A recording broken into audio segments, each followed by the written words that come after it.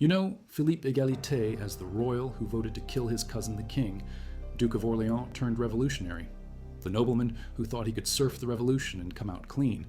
But when they dragged him to the scaffold in 1793, what happened next wasn't just another aristocratic beheading. This was revenge, served ice cold with a crowd that had been waiting 4 years to watch royalty bleed. If you value documented revolutionary history like this, subscribe. It's the best way to support our work. Also, comment from which city you're hearing this from. This script is researched and factual, using sources from the Archives Nationales and Simon Schama's Citizens. Now back to the story. Philippe d'Orléans was born into the richest family in France after the king himself. 17th day of April, 1747 in the Palace of Saint-Cloud. His father owned more land than some German princes. The Orléans fortune made them kingmakers, not servants.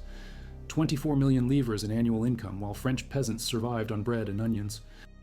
While Louis XVI fumbled with national debt that reached 650 million livres, Philippe controlled banks, theaters, gambling houses across Paris. The Palais Royal became his kingdom within the kingdom. 40 shops selling everything from silk stockings to seditious pamphlets. 300 prostitutes worked his arcades every night. Entry cost 2 livres, a day's wages for a skilled craftsman. Revolutionary pamphlets sold under his windows for 6 sous each. He let them because chaos paid better than order. The crown collected taxes. Philippe collected secrets. His marriage to Louise Marie Adélaïde de Bourbon-Penthièvre in 1769 brought him another fortune. Her dowry included 6 million livres and estates stretching from Normandy to the Loire Valley. But Philippe wanted power, not just wealth. He financed Enlightenment salons where philosophers like Voltaire attacked divine right monarchy. Dangerous ideas that would cost him everything. 1789 changed the game forever. France was bankrupt. The royal treasury held exactly 62 million livres against annual expenditures of 503 million. King Louis called the Estates General for the first time since 1614. 1,200 delegates from 3 estates would meet at Versailles to solve the crisis. Philippe saw his chance. May 5th, 1789. When the Estates General convened, Philippe showed up with the third estate, not the nobles. The people's duke, wearing a simple black coat instead of court finery. He wanted to be the man who would guide France into constitutional monarchy, with himself as the power behind a weakened throne. Smart politics. His cousin Marie Antoinette saw through it immediately. She called him the gravedigger of the monarchy. The Third Estate broke away and formed the National Assembly on June 17th. Philippe supported them with cold, hard cash. 50,000 livres for printing presses, 20,000 for hiring speakers. His steward, Choderlos de Laclos, organized the political machine. The same man who wrote Dangerous Liaisons knew how to manipulate public opinion. October 5th, 1789, 20,000 women marched from Paris to Versailles, demanding bread. The royal bakeries had been empty for 3 days. Grain prices hit 14 sous per pound, double the normal rate. Philippe's carriage was spotted in the crowd at Sèvres, halfway between Paris and Versailles. Coincidence? The Queen didn't think so. That night, revolutionaries broke through the palace gates at 2 a.m. They reached the Queen's apartments on the 2nd floor. Marie Antoinette escaped through a secret passage wearing only her chemise and stockings. 6 guards died defending her staircase. As she caught her breath in the king's chambers, she whispered to her lady-in-waiting Madame Campan that Philippe was behind it all. No proof, just royal paranoia. But the seed was planted deep. Philippe threw himself into revolution like a gambler doubling down on a losing hand. August 4th, 1789, the night the National Assembly abolished feudalism, Philippe renounced his feudal rights personally. It cost him 200,000 livres annually in rents and fees. He didn't care. Political capital mattered more than money. September 1792 changed everything again. The September massacres saw 1,200 prisoners butchered in Parisian jails.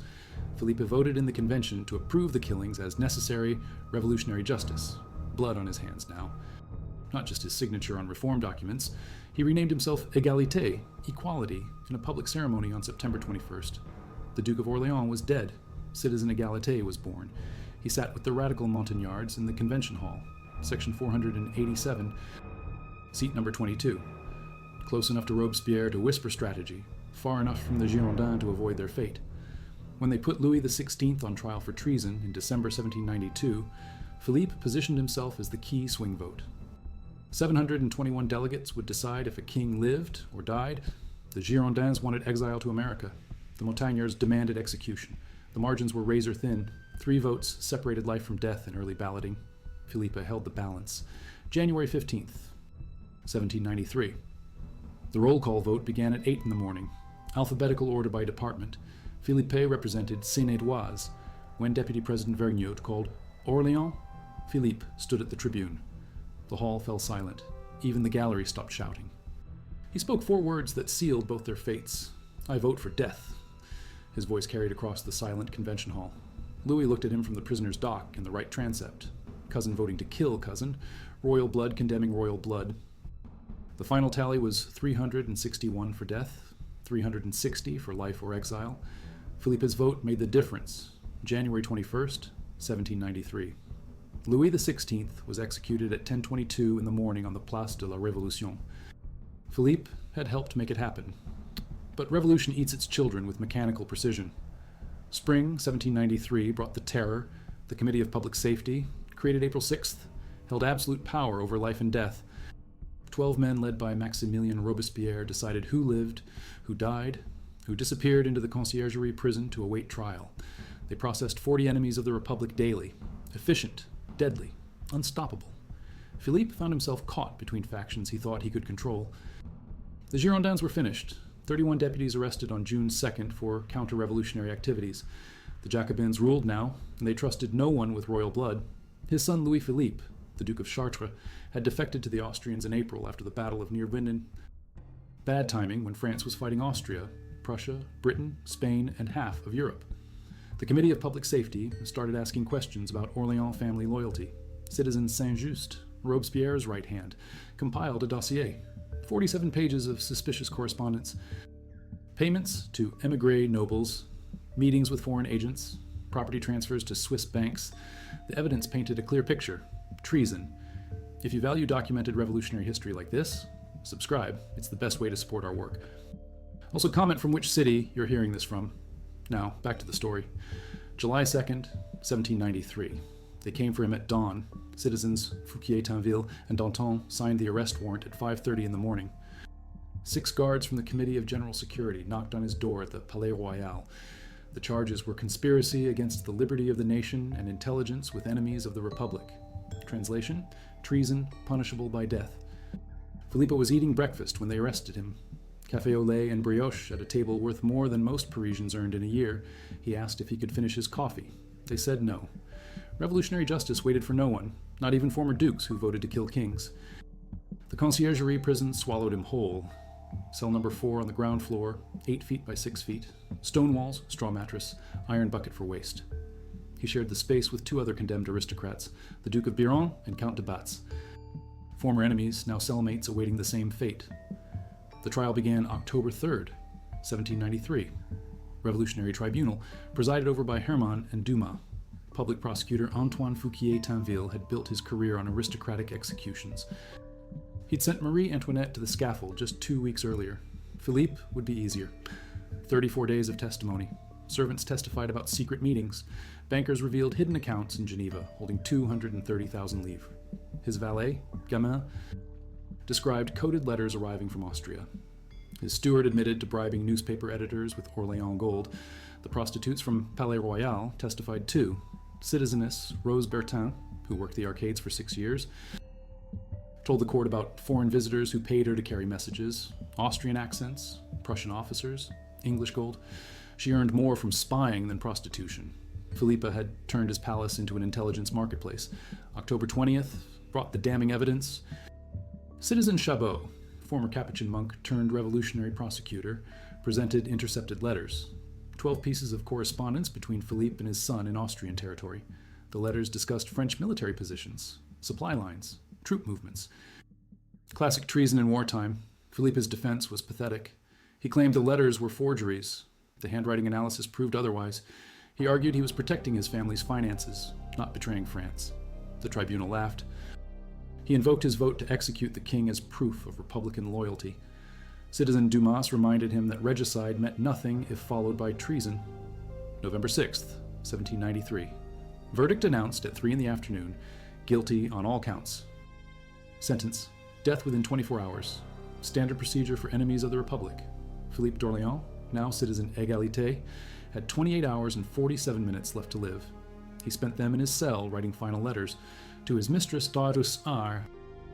Madame de Buffon, the Republic demands my blood. I give it willingly. To his daughter Adelaide, remember, your father died for liberty, not tyranny. To his remaining sons, serve France better than I did.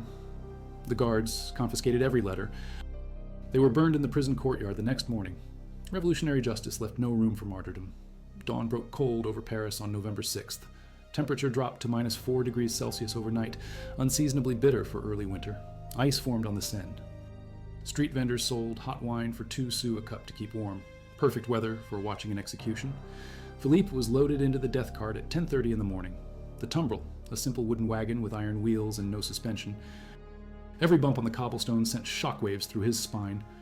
The journey from Conciergerie to Place de la Révolution covered exactly 2 kilometers, 23 minutes of public humiliation. The crowd along Rue Saint-Honoré had been gathering since daybreak. 5,000 people lined the route by 8 in the morning. 15,000 packed the Place de la Révolution by 10. These weren't curious citizens come to gawk. These were people who remembered 18 years of royal privilege while they ate bark bread and cabbage soup. The Orléans family had owned half the real estate between the Louvre and the Seine, 12 palaces, 47 mansions, 312 rental properties, annual income of 24 million livres, while skilled workers earned 300 livres yearly. Now they would watch the last of that bloodline die in public. Revolutionary justice served cold. The executioner, Charles-Henri Sanson, had killed Louis XVI 10 months earlier. Professional, experienced, clean death in one stroke. He'd performed over 2,000 executions since 1792. His assistants knew their roles perfectly. Position the victim, secure the lunette, release the blade, display the head, repeat. But the crowd that morning wanted spectacle, not efficiency. As Philippe's cart approached the Place de la Révolution, someone threw a cabbage that split against the wooden rail, then stones from the construction site of the new church, rotten apples, human waste from chamber pots. The guards didn't stop them. Revolutionary crowds had rights too. The scaffold stood 13 feet high in the center of the square, painted red to hide the bloodstains that soap couldn't wash out. The guillotine itself was a marvel of mechanical precision. Oak frame, angled steel blade weighing 88 pounds, rope and pulley system for swift release. Dr. Guillotin had designed it for humane execution. The crowd had other ideas about humanity. Philippe climbed the scaffold steps at 11:37, 13 wooden steps, each one higher than his knees. He wore a brown coat and white silk stockings. No wig. His hair had been cut short the night before by the prison barber to expose his neck for the blade. Standard procedure. No obstacles to revolutionary justice. The priest, Abbé de Firmont, offered last rites. The same confessor who had attended Louis XVI's final moments. Philippe refused the sacrament. He wanted to die as a citizen of the Republic, not a son of the Catholic Church. Revolutionary atheism in his final moments. Then came the traditional final speech. Convention allowed condemned prisoners to address the crowd before execution. Philippe had prepared words about dying for liberty and the people's will. Noble sentiments from a former noble. But when he opened his mouth, 15,000 voices roared him down. Death to the traitor.